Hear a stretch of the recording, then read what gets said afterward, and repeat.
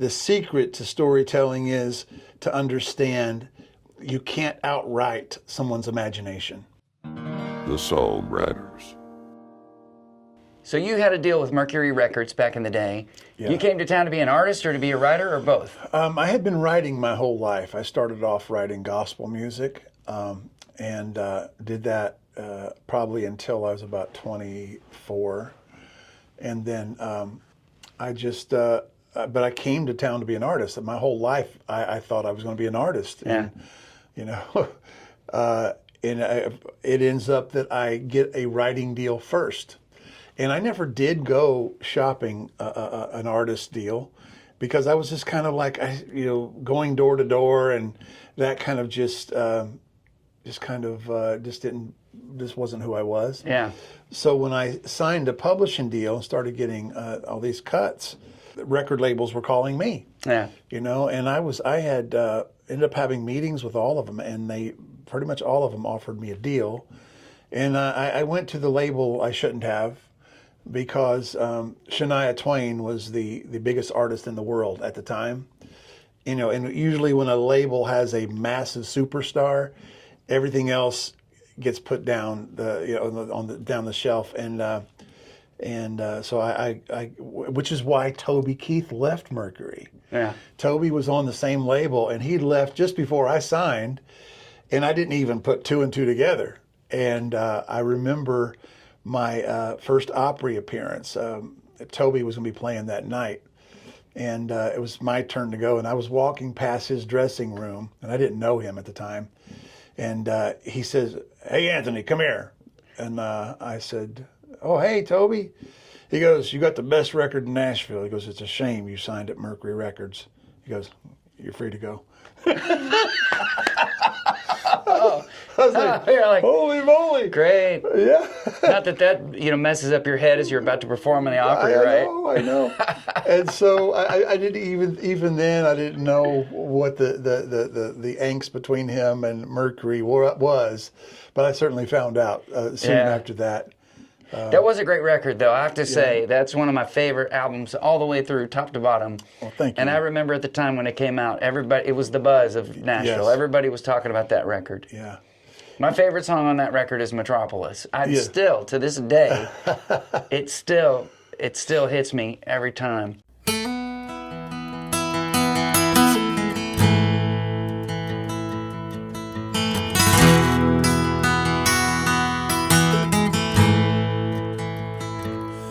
Well, they finally put that red light up in the heart of town.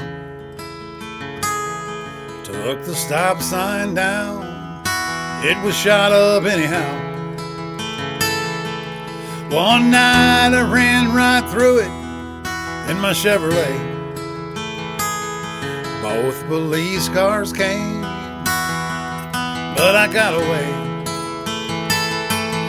It was a boomtown back in '62, till the coal ran out and a drought came through, and they dammed the river we all used to fish. Population 405, and I made it 404 one night. Left a city limousine laid in the ditch. Run plumb over it, leaving Metropolis.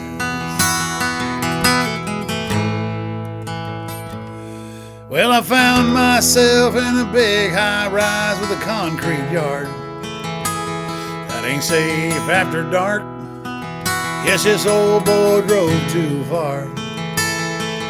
Met a girl, fell in love, got married, and she's due in May. Says we're gonna need more space. I said I know just the place where we can walk down to the country store, and we won't even have to lock our doors. You can still get air and water there for free. She said, that sounds good to me. It was in Boomtown back in '62, till the coal ran out and a drought came through, and they dammed the river we all used to fish. Population 1404, and when we pull in, it'll be 3 more. There's a city limit sign laid in the ditch that I need to fix back in Metropolis. Almost in Metropolis. Coming up on Metropolis. I'm back in Metropolis.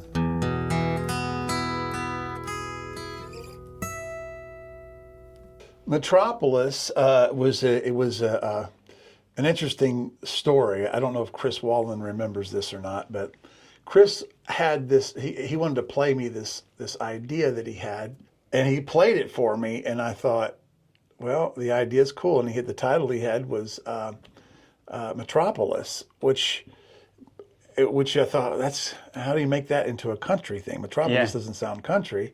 And hard to rhyme. Yes. And so, right. And so, and he had the first 2 lines, so they finally put that red light up in the heart of town, took the stop sign down, and I thought it was really cool. I got to say, though, Chris Wallen is a brilliant songwriter. He is. He's very creative, and he's good at storytelling, and I love his songwriting. But as soon as he played that for me, I thought, well, naturally you got to write it with me. Yeah. So we took off on it, and that was it turned out really good, and everybody seemed to love it. A bunch of people cut it.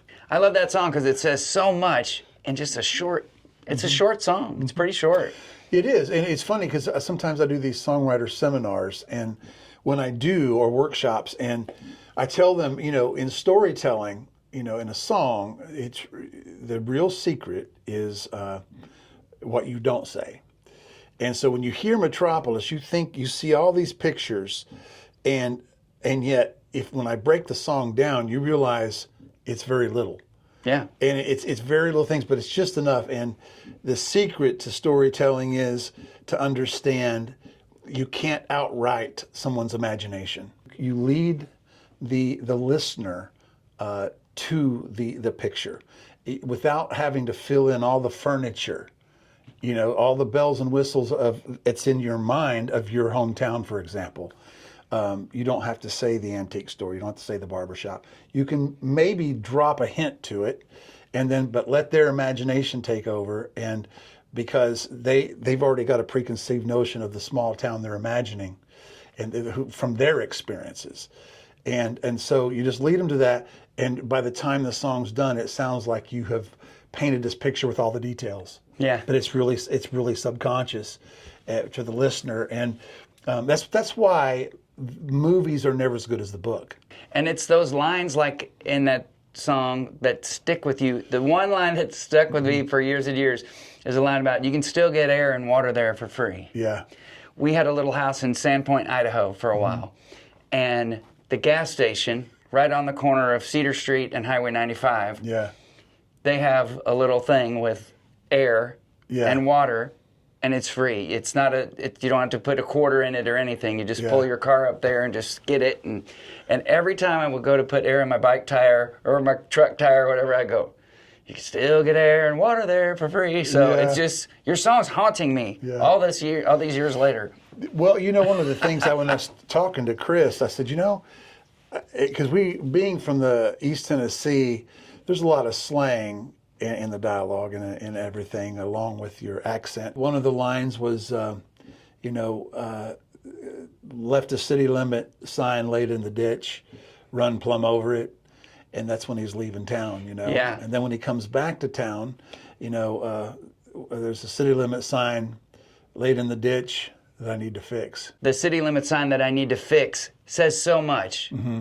It says, I've matured as a person. Yes. I'm not the wild, crazy guy that ran over the stop sign, the sign, and left it laying there. Now I'm the mature guy coming back, and I'm ready to live where I was always supposed to live. That place I thought I wanted to get away from, which is everybody's story. Yeah, he's young. He leaves the place like, everybody wants to see the world, and then he starts maturing. He sees what the world's about, and And then, you know, he gets married, and she's going to have a baby now. Yeah. And so where else are you going to raise your kid? You know, Yeah. in the city or in the country, of course. You're going to say the country. And, Yeah. and he starts to appreciate his home, you know. What advice would you give to somebody that wants to do this for a business? Like, what's the secret tip you would give to somebody that could save them 10 years of their career? For the most part, when I do write songs, it's never a formula. It's really what's in the room that day. Most of my songs come from my imagination. I build a character that doesn't exist. I build a scene that this comes to my head, and I gave them example of you know, like Lord of the Rings. The author of that had to come up with these characters that has never existed, these locations that never existed, a dialogue that never existed. So he had to go deep into a zone, deep into his imagination to create these. And that's the way I like to write. I really like to write from imagination. And so it's a lot of times it ends up being concept songs that are, you know, Who Invented the Wheel or Up to the Depth, those type deals. And I love that it's fulfilling from an artistic standpoint. And I say this a lot of times to young writers. It is not your job to write a commercial song. It's your job to redefine what commercial is. Yesterday's alternative is today's mainstream, and that will always continue. And so trying to be ahead of the curve, not writing for radio necessarily, and you know, what's radio going to play next year?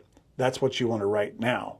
Because, you know, most artists want something different that sounds like it might end up commercially viable. George Strait could not have told you how to write the song Run. Right. You had to come up with Run yourself and give it to him, and him say, this is like nothing I've ever done or heard before. Yeah.